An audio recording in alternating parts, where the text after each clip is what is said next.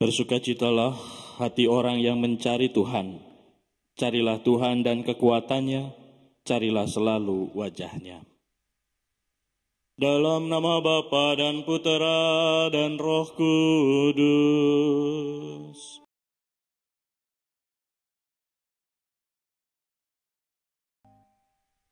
Bapak, Ibu, Saudara-saudari yang dikasihi Tuhan, beberapa waktu yang lalu saya sudah bercerita tentang hal ini, tapi saya ingin menyampaikannya kembali.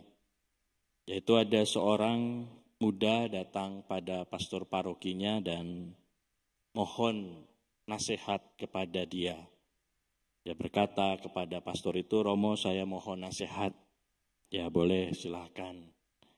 "Gini Romo, saya punya pacar tapi beda agama." "Loh kok bisa beda agama? Kenapa?" "Ya dulu sih sempat punya pacar seagama, sama-sama Katolik, tapi ya tidak cocok dan putus. Lalu saya menemukan seseorang yang cocok buat saya, yang rasa-rasanya ini adalah jodoh saya dari Tuhan.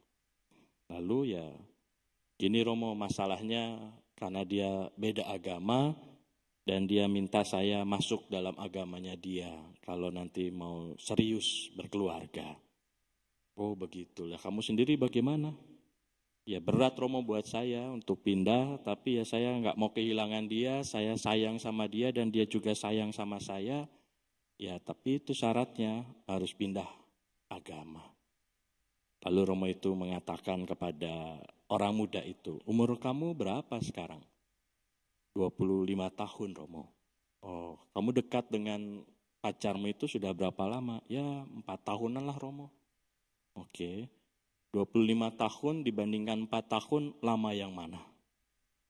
"Oh ya lama 25 tahun lah Romo." "Ya itulah kasih Tuhan sama kamu itu sebanyak itu. Bahkan sebelum lahir pun Tuhan juga sudah sayang sama kamu, sudah mengasihi kamu, sudah melindungi kamu, sudah memberikan begitu banyak rahmat dan kasih kepada kamu. Masa kamu bandingkan 25 tahun Tuhan mengasihi kamu dengan 4 tahun yang belum apa-apa dan mungkin juga belum bisa dibuktikan dengan apa-apa.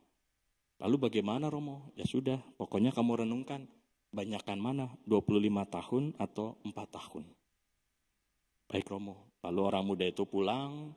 Dan beberapa waktu kemudian terdengar kabar bahwa dia menikah dengan pacarnya yang beda agama ini. Tapi menikahnya di dalam gereja dan dia tetap menjadi Katolik. Dan semoga dia tetap terus menjadi Katolik sampai nanti maut menjemputnya.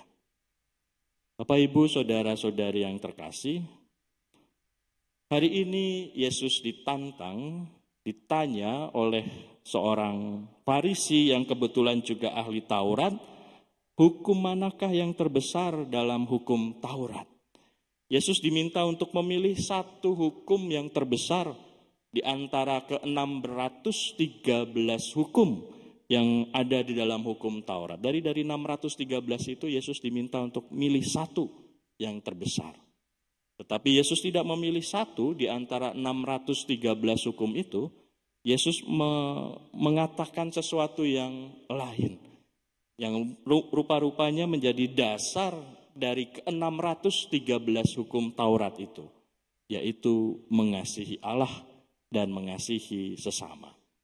Mengasihi Allah ini bukanlah mengasihi kaleng-kaleng, bukanlah mengasihi yang sembarangan, bukan mengasihi yang asal-asalan, tetapi mengasihi Allah ini adalah dengan segenap hatimu, dengan segenap jiwamu, dan dengan segenap akal budimu. Artinya dengan keseluruhan hidup dari manusia itu sendiri. Kenapa?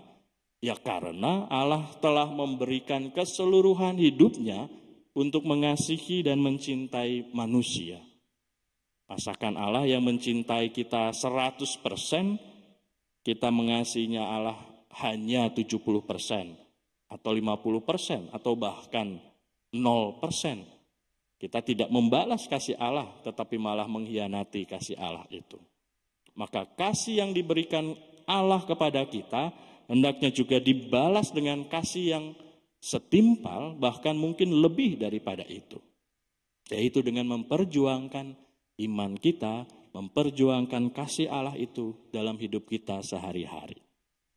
Kalau dalam bacaan yang sama di Injil Lukas, kasih kepada Allah dan kasih kepada sesama itu ditunjukkan dengan perumpamaan orang Samaria yang baik hati.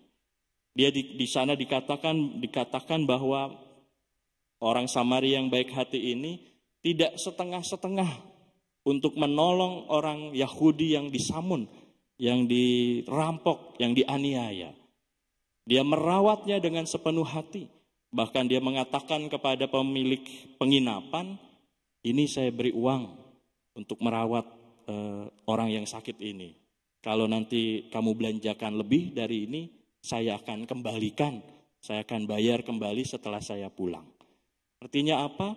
Artinya orang Samaria yang baik hati ini mengasihi enggak setengah-setengah. Dia enggak hanya sekedar menolong, dia tidak hanya sekedar memberi, tetapi dia menolong dan memberi, mengasihi sampai tuntas, sampai orang yang sakit ini sembuh.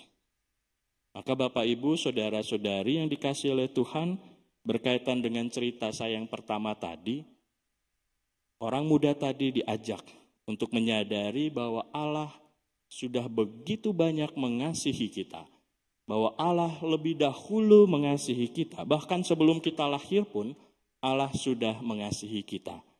Maka pertanyaannya adalah, apa balasan kita?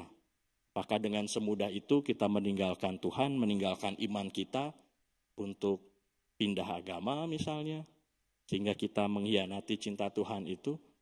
Atau mungkin dalam hidup kita sehari-hari kita tetap Katolik, tetapi kita masih menyimpan dendam kepada sesama kita.